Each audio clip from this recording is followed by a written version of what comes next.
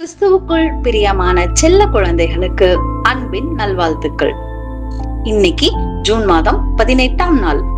இன்னைக்கு தேவன் உங்களோட பேசுறதுக்காக ஒரு விசேஷமான பரலோக மன்னாவை கொடுத்திருக்காரு. இன்னைக்கான பரலோக மன்னா நீதிமொழிகள் 15ஆம் அதிகாரம் 33ஆம் வசனம்.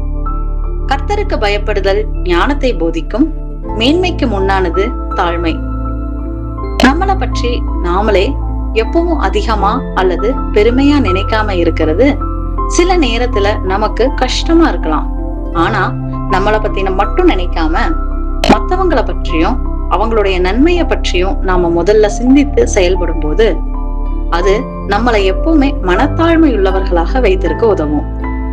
இதற்கு நம்முடைய கர்த்தர் இயேசு மிகச்சிறந்த முன்மாதிரியா இருக்கிறாரு. அவர் தன்னுடைய பரலோக பிதாவுக்கு கீழ்ப்படிந்து நடந்ததன் மூலம் தன்னிடத்துல இருந்த உண்மையான மனத்தாழ்மையை காட்டினாரு.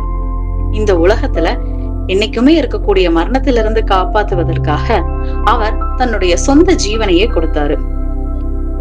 இயேசு முதலில மிகவும் மனத்தாழ்மையுள்ளவராக இருந்தாரு. அதற்கு பிறகுதான் அவர் மிகுந்த மேன்மையான கணத்தையும் பெற்றாரு. பிலிப்பியர் புத்தகத்துல நாம வாசிக்கும் போது அவர் தன்னை தாழ்த்தினதினாலேயே தேவன் அவரை மிக உயர்வாக உயர்த்தினார்.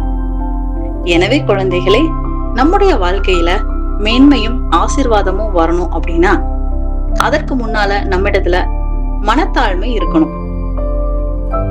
நாம பெருமை கொள்ளாம மற்றவர்களுக்கு உதவி செய்து மனத்தாழ்மையுள்ள பிள்ளைகளாக வாழணும். அப்படி வாழும் போதுதான் நம்முடைய தேவன் நம்மையும் ஆசீர்வதித்து உயர்த்துவாரு.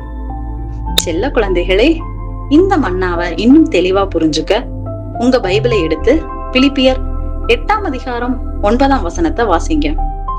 இன்னைக்கு ஃபுல்லா மற்றவங்களுக்கு உதவி செஞ்சு மனத்தாழ்மையுள்ள பிள்ளைகளாக இருப்பது எப்படின்னு மனசுக்குள்ளேயே தியானம் பண்ணுங்க. ஓகே குட்டீஸ், இன்னைக்கு இந்த மன்னாவோட சந்தோஷமா இருங்க. இன்னைக்கு நைட்டு ஒரு சூப்பரான வேதாகம கதையோட நாம சந்திப்போம். எப்பவுமே தேவனுக்கும் கிறிஸ்துவுக்கும் பிடிச்ச சமத்து பிள்ளைகளா இருங்க. பாய் குட்டீஸ்.